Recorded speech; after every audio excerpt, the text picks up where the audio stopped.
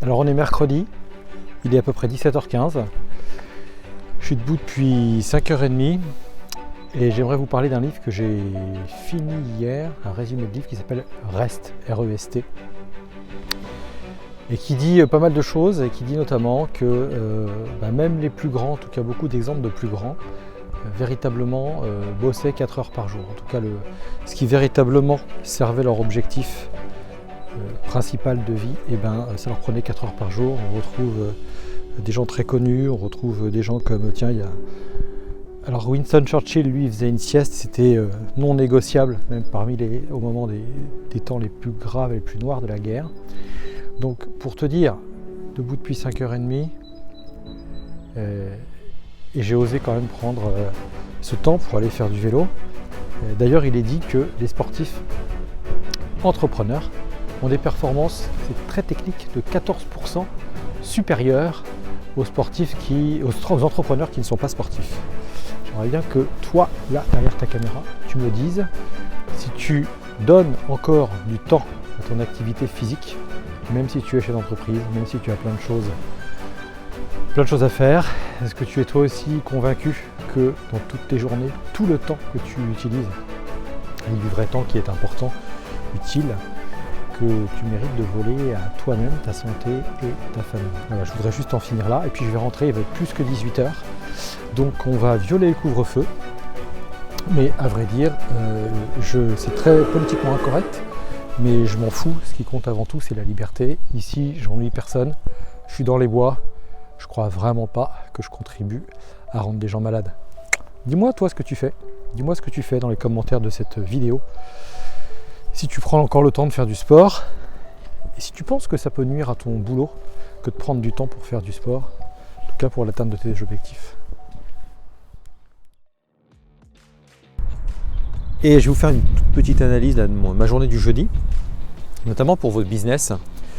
Si vous n'exploitez pas encore les réseaux sociaux de façon sympathique et intelligente, vous ne savez pas comment vous y prendre, je voudrais vous faire un tout petit retour d'expérience, puisque je cherche à les utiliser de façon intelligente pour voir comment on peut utiliser cela pour développer son entreprise en choisissant ses clients, en rencontrant des clients avec qui on a envie de travailler, qui partagent nos valeurs notamment.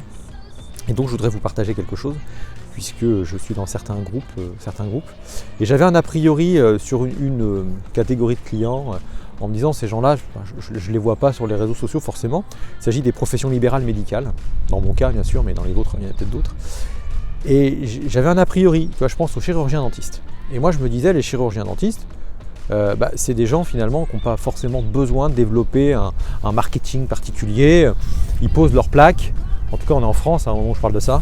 Ils posent leur plaque, je suis chirurgien dentiste, et puis les clients affluent, parce que c'est comme ça, on a besoin a priori, il y a moins de dentistes que l'on en aurait besoin.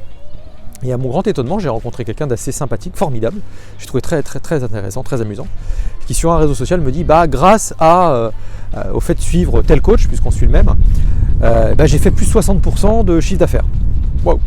On échange tous les deux, et finalement, je me rends compte que je dis, écoute, vous avez d'abord, vous voyez, puis je dis, vous avez dû développer une spécialité quand même donc on est en plein marketing, hein, on est définir une offre, un produit de niche quelque part. Et elle dit, oui, j'ai développé une offre particulière, l'orthodontie invisible pour adultes. Waouh! Et là, j'ai pris une claque, parce que finalement, là, on a affaire vraiment à un expert de la chirurgie dentaire, qui se met au marketing et qui n'a pas de problème avec ça, et qui parle véritablement développement, chiffre d'affaires et autres. Super intéressant, je vais la rencontrer prochainement et je vais peut-être l'aider, puisque c'est quelqu'un qui a besoin d'acheter ses murs pour son local, et les banques apparemment en ce moment ne suivent pas. Pourtant elle a un business qui tourne, mais les banques, ils ont peur. Oui, parce que je pense qu'il va se passer des trucs à côté avec tous les prêts garantis par l'État qui à mon avis, on ne sait pas trop dans quel sens ça va se barrer, ça va poser problème. Voilà ce que je voulais vous partager aujourd'hui. Utilisez les réseaux sociaux, essayez de connecter avec des gens pour faire de belles rencontres, des vraies rencontres, pas forcément avec un côté affairiste, mais avec vraiment comment est-ce que je vais pouvoir les aider, et puis surtout faire tomber les a priori. Ciao.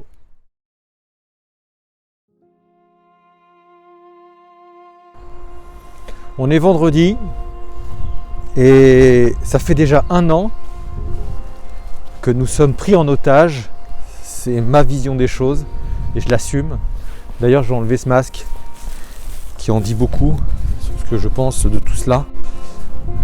Et aujourd'hui, j'ai une petite pensée pour les 21 régions, pour les inutiles, les non essentiels des 21 régions de France qu'on a décidé de reconfiner. Alors, je vais vous dire une blague. Avant, il y avait le confit de canard et maintenant, il y a le confinement de connards. Voilà. Bah, au moins, eux, les canards, ils sont libres. Je suis désolé, je comprends pas. Bah, je comprends. Si, je comprends bien. Mais je m'indigne.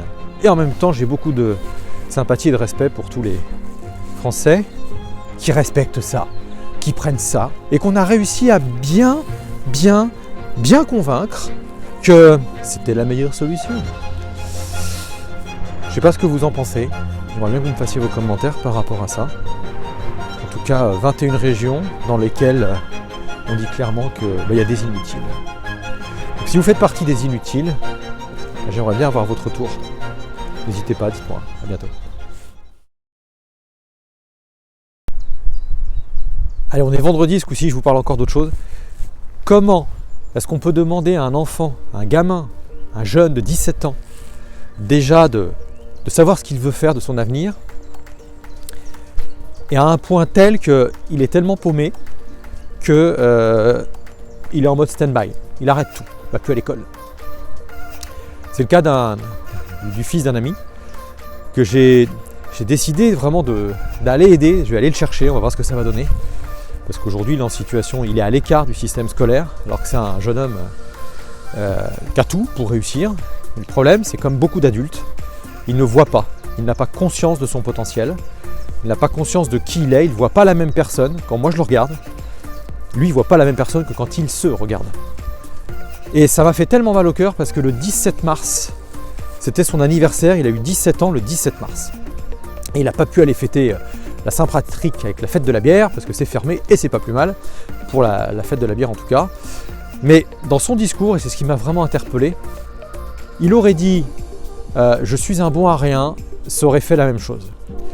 Et si c'est votre cas, si vous avez des gens comme ça autour de vous, vous n'avez pas le droit de les laisser penser ça. Vous n'avez pas le droit de les laisser penser ça.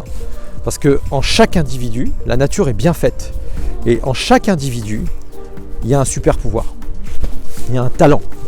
Vraiment, la nature a donné à chacun de nous, même au plus imbécile des imbéciles, mais même au plus connard des connards, un super talent. Et ce super talent, il faut le prendre, il faut le développer, et pour que ça puisse contribuer à aider d'autres personnes.